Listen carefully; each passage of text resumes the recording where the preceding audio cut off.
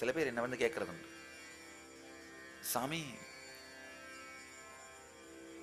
தினந்தோறும் எங்கேயாவது ஒரு இடத்துல உலகம் முழுக்க சத் சங்கமும் நிகழ்ச்சியும் பண்ணிக்கிட்டே இருக்கீங்களே, கடந்த என்னுடைய 8 ஆண்டு கால பொது வாழ்க்கையில் ஏறத்தாழ 7000 மணி நேரம் பேசியிருக்கிறேன் பொதுமக்களோடு. 44 லட்சம் பேரை தனித்தனியாக பார்த்து தீட்சை அளித்திருக்கிறேன் இந்த 8 ஆண்டு கால வாழ்க்கையில. ஏறத்தாழ 250 நூல்களை எழுதியிருக்கிறேன். சில பேர் கேட்கறது உண்டு, சாமி டயர்டா இருக்காதா, தினந்தோறும் எங்கேயாவது ஒரு இடத்துல ஏதாவது ஒரு நிகழ்ச்சி நடந்துகிட்டே இருக்கே, இந்த நிகழ்ச்சியின் மூலமாக ஒரு பலன் அடையணும்னு நினைச்சா நம்முடைய குறிக்கோள் அந்த பலனை நோக்கி செல்லும் பொழுது இந்த நிகழ்ச்சி மேல குறிக்கோள் இல்லாம வெறுப்பு வந்துடும், டயர்ட் ஆயிடுவோம். இது செய்யாமலே அந்த பலனை அடைஞ்சிட முடியாதா அப்படின்னு மனசு குறுக்குத்தனமா திங்க் பண்ணும். இந்த நிகழ்ச்சியின் மூலமாக இன்னொரு பலன் அப்படிங்கிற கருத்து இல்லாமல் இந்த நிகழ்ச்சியே பலன், கர்மமே பலன் அப்படிங்கிற தெளிவு வந்தா டயர்ட்னஸ் இருக்காது. ஆழமா புரிஞ்சுக்குங்க. இப்ப இந்த நிகழ்ச்சி மூலமா பணமோ அல்லது பேர் புகழோ வேணும்னு நினைச்சோம்னா, அப்கோர்ஸ் பணம் இல்லை, எல்லாருக்கும் தெரியுது, எல்லாரும் வந்து உட்கார்ந்துருக்கிற சத் சங்கம் பொதுமக்களுக்கான சத் சங்கம் இல்லை, இது மூலமா பேர் புகழ் வேணும்னு நினைச்சோம்னா அப்ப மனசு என்ன பண்ணலாம், ஒருவேளை இது இல்லாம நேரடியா வேற விதத்துல பேர் புகழ் அடையறதுக்கு பிளான் பண்ணலாமா, பண்ணும். அப்ப என்ன ஆகும், இந்த செயல் மேல அந்த அளவுக்கு ஸ்ரத்தையும் ஈடுபாடும் இருக்காது. செயல் மேல ஸ்ரத்தையும் ஈடுபாடும் இல்லாமல் போனாலே டயர்ட்னஸ் வந்துடும். அதுதான் சாதாரண மனிதனுடைய மன அமைப்பு. அப்படி இல்லாம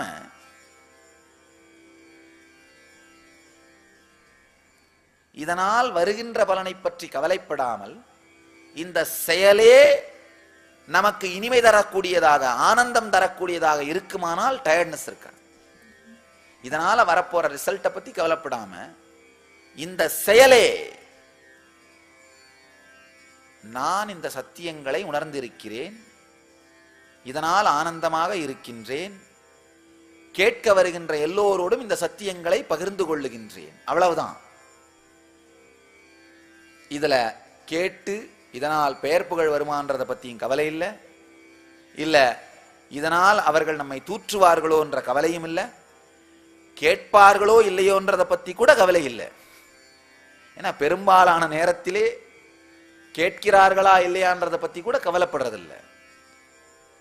என்னுடைய வாழ்க்கையை இந்த சத்தியங்கள் வளமாக்கி இருக்கின்றன, அது எனக்குள் பொங்கி வெளிவருகின்றது, யாருக்கெல்லாம் வேண்டுமோ எடுத்துக்கொள்ளட்டும், அவ்வளவுதான். செயலே முழுமையை தருவதனால் ஆறு மாதிரி, ஆறு ஓடும் பொழுது சில பேர் வந்து தானும் குடித்து விட்டு வீட்டுக்கும் எடுத்து செல்வார்கள், புத்திசாலிகள். சில பேர் வந்து கைகால் கழுவிட்டு போவார்கள், சில பேர் வந்து 1 2 3 எல்லாம் பண்ணி ஆத்த அசிங்கம் பண்ணிட்டு போவார்கள், அசிங்கம் பண்ண முயற்சியாவது பண்ணிட்டு போவார்கள். தானும் அருந்தி வீட்டுக்கும் எடுத்து செல்பவர்கள் பக்தர்கள். வந்து கைகால மட்டும் கழுவிட்டு போறவர்கள் இந்த விசிட்டர்ஸ். என்னதான் இருக்குன்னு பார்த்துட்டு வரலாமே, பெரிய பெரிய போஸ்டரா வச்சிருக்காங்களே, என்னதான் சொல்றாருன்னு பார்த்துட்டு வரலாமே அப்படின்னு வர்றவர்கள் விசிட்டர்ஸ். அவங்க தான் வந்து கைகால் கழுவிட்டு போறவர்கள். மூணாவது வந்து இந்த 1 2 3 பண்ணிட்டு ஆத்த அசிங்கம் பண்ண முயற்சி பண்ணிட்டு போறவர்கள். அவங்க தான் குதர்க்கவாதிகள். எங்க போனாலும் எதை பார்த்தாலும் விமர்சனம் பண்ணிட்டே இருக்கிறது. அவங்களால பாவம் நிம்மதியா இருக்க முடியாது. ஆனா வந்து தண்ணி குடிச்சிட்டு போற எடுத்துட்டு போற அந்த நபராகட்டும், கைகால் கழுவிட்டு போறதாகட்டும், இல்ல 1 2 3 பண்ணி அசிங்கம் பண்ண முயற்சி பண்றதாகட்டும், எதனாலுமே பாதிக்கப்படாமல் ஆறு இனிமையாக ஓடிக்கொண்டே இருக்கின்றது, அவ்வளவுதான். இந்த மூன்றிற்கும் சாட்சியாக நான் ஓடிக்கொண்டிருக்கிறேன். அவங்கவங்க என்ன வேணுமோ அதை பண்ணிட்டு போயிட்டே இருக்கலாம். அடையப்படுவது வேறொன்றும் இல்லை, அடையப்பட வேண்டிய தேவையும் இல்லை. அதனால் எந்த விதமான டயர்ட்னஸும் இல்லாமல் கர்மம் தொடர்ந்து நடந்து கொண்டே இருக்கின்றது. கிருஷ்ணன் தன்னுடைய வாழ்க்கையையே உதாரணமா சொல்றார். உண்மை என்னன்னா, இது ஆழமான ஒரு சத்தியம். நமக்குள்ள 3 சக்தி இருக்கு. இச்சா சக்தி, கிரியா சக்தி, ஞான சக்தி. இச்சா சக்தினா செயலை செய்யணும்ன்ற அந்த ஆசை. கிரியா சக்தினா செய்கின்ற வேகம், செய்கின்ற தன்மை. இந்த செயலை செய்யணுங்கிற அந்த இச்சா சக்தி தெளிவா இருக்குமானா, எவ்வளோ கிரியா சக்தியா அது வெளிப்பட்டாலும் டயர்ட்னஸ் வராது.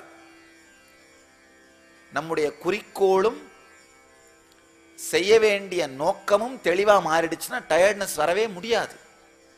உங்களுக்கெல்லாம் நல்ல ஒரு ஆழமான இந்த சத்தியம், உள்வாங்கிக் கொள்ள வேண்டிய சத்தியம் நல்லா புரிஞ்சுக்கோங்க. உங்க வாழ்க்கையில டயர்ட்னஸ் இருக்குனாலே எங்கேயோ ஒரு பெரிய பிரச்சனையை நீங்க ஒளிச்சு வச்சுட்டு இருக்கீங்க. ஒரு பெரிய பிரச்சனையை ஒளிச்சு வச்சுட்டு இருக்கீங்க. எந்த விதமான சங்கடங்களும் இல்லாமல் உங்களுடைய குறிக்கோளை பற்றியும் உங்களுடைய வாழ்க்கையின் போக்கை பற்றியும் தெளிவாக இருப்பீர்களானால் டயர்ட்னஸே இருக்க முடியாது. கிருஷ்ணன் அதை தான் சொல்றாரு. மூலகங்களிலும் எனக்கு செய்ய வேண்டியது ஒன்றுமில்லை, அடையப்பட வேண்டியது ஒன்றுமில்லை, ஆயினும் கூட நான் செய்து கொண்டே இருக்கின்றேன்.